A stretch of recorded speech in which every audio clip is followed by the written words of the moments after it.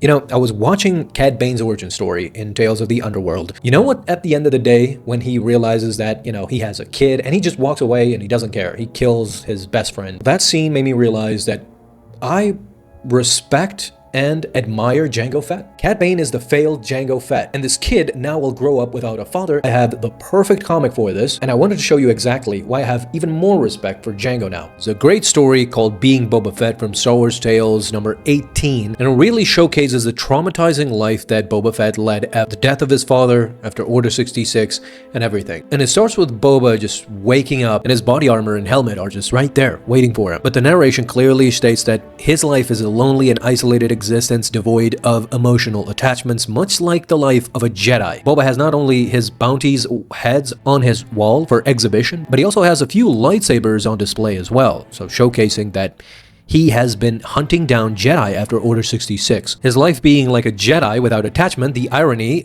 of the comparison wasn't lost on Boba either, who was more than aware that it was the Jedi who took away the only thing he cared about, his father. And you can see in this image, it's clearly, even though it has a green tint, that is Mace Windu cutting down his father Jango Fett moments before his death. So Boba, years and years later, even as an adult, he still has that traumatic scene in his head. He continues to dress himself in his attire and putting on his helmet. It says that as a child, seeing his father's face first thing in the morning and last thing at night was something that brought joy to Boba's life, but now it's a simple reminder that his father was gone, that the Jedi had killed Jango in front of his very eyes. For every time Boba looked into the mirror, he saw his father's face staring back. Time to start the day, and Boba goes to what he calls the menu. So he's looking for bounties, and he sees that there are Wookiee slaves that have escaped, high-ranking Imperial defectors that he could pursue, but Bendu Fry, wanted by the Black Sun. They're slow in paying, but they pay well, and dead or alive has a nice ring to it, says Boba. Well, sold. He goes for this guy named Bendu Fry. By the way, the name Bendu rings any bells? You can see that Dave Filoni was a fan of these comics too. So Boba wastes no time in going to the club where he can find this Bendu Fry, and apparently this guy isn't even hiding well, but he's telling jokes to these Twi'lek ladies, and all of a sudden he has a blaster to his face. Bendu Fry, says Boba, you are wanted by the Black Sun.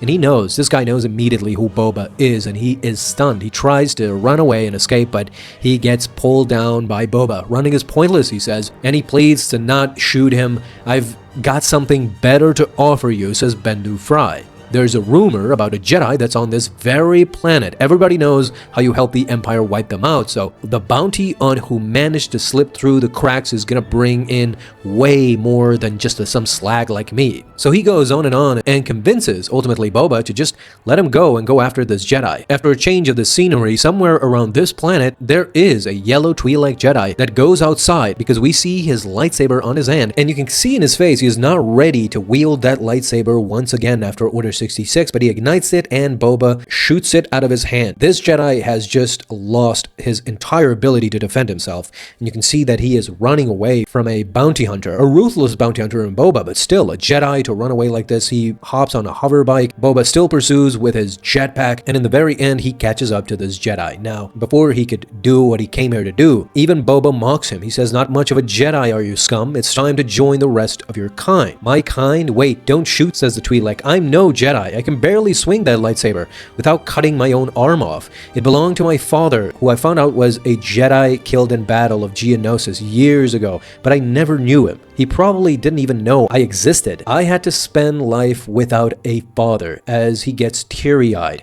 And this hits home, of course, for Boba, whose father was also killed in the Battle of Geonosis and who grew up without a father. The Twi'lek continues, I suppose there's no reason for me to expect someone like you to understand that, but the flashbacks say differently. Boba immediately gets transported into that time and place where he was holding the mask of his father, now dead at the hands of the Jedi. All of a sudden, you hear somebody yelling out, Dad, and he has a little son. This Twi'lek says that now I have a son of my own. Would you leave him to a life without a father as well? Or I suppose, as the Twi'lek, you could just kill us both. I mean, this guy literally knew how to push Boba's button, and he plays the strings of his heart constantly. I really like this comic because it shows the humanized version of Boba. Even back then, now we're accustomed to it. We've seen the Book of Boba Fett, and canon treats Boba a lot more sympathetically than back in the day. This was released in 2003, and they had no sympathy for Boba back then. Only perhaps Attack of the Clones kind of showed more of a good version, kid version of Boba, but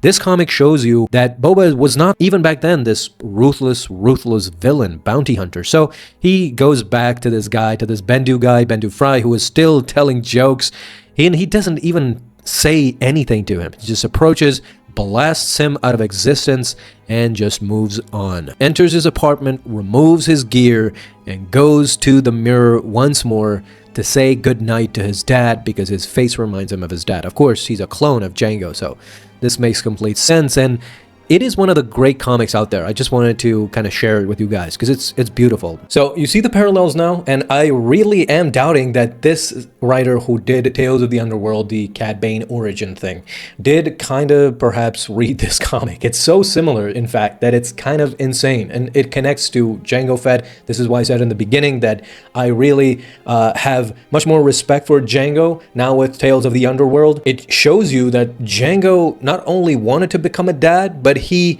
gave them an ultimatum, gave the Kaminoans an ultimatum that I won't do this if you don't make me a clone for myself. He didn't even want a mother involved. He just wanted to be a dad. He wanted a son for himself. For nefarious reasons, sure, I guess, perhaps. But it doesn't really matter at the end because he was a great dad. He was a good dad. He made his son a bounty hunter, but, you know, the business runs in the family. He was kind of a Mandalorian at the end of the day. When you see what happens in Tales of the Underworld with Cad Bane, and that not only does he not care of the confession for Nero telling him that I have something to say, he doesn't even care. And after he learns that this little guy that witnessed a traumatic event of his father getting killed and then his real father abandoning him, that's a double trauma. I know Boba suffered, but imagine that kid. And this is why at the end of the day, you can explain to people why I love Star Wars. Because Star Wars hits home. Star Wars hits you really deep. That it's a very big problem for other media. That's why Spider-Man is so popular. That's why Batman is so popular. Because, you know, it hits you where it hurts with, like, parents and siblings and family, and that's where it hurts the most. That's Star Wars' forte, and you clearly see it in Tales of the Underworld and in this comic. This is why when I watched that 3-part arc of Cad Bane and his origins, my mind went to this comic, and I wanted to share it with you guys, and I would also really very much appreciate your feedback down below to, you know, tell me, what did you see the parallels that I saw years ago when I read this comic of Boba Fett? And I didn't appreciate Jango back then, but with Cad Bane now and how the canon is developing for Cad Bane and Jango and Boba, canon I think has overdone it with the Book of Boba Fett. I mean, they made him into a hero, basically, which I don't really see Boba that way. I haven't seen him ever in that light. He wasn't a hero. And I hate that Mando got mixed up in here as well, and they're both now kind of heroes. I would have loved for these two characters to have just remained just anti-heroes, to be like, well, he would do the right thing at the right time, but if you give him a chance, he's a scoundrel, he's a bounty hunter, and he will stab you in the back. He looks after himself, nobody else. And the reason why Tales of the Underworld gave us so much more respect, I think, for Jango Fett is that Jango would never have done that to Boba.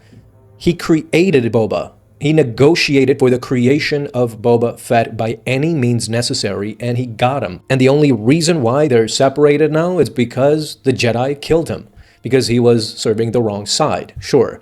But it wasn't because Jango abandoned him. And there's another story in Legends Comics. Perhaps I'm going to cover it. If you guys want me to cover it, just leave a comment down below. But there's another great, fantastic comic issue where Boba learns years after his death, of course, now as an adult, he learns that Jango actually had another illegitimate son, and he learns that he has a brother.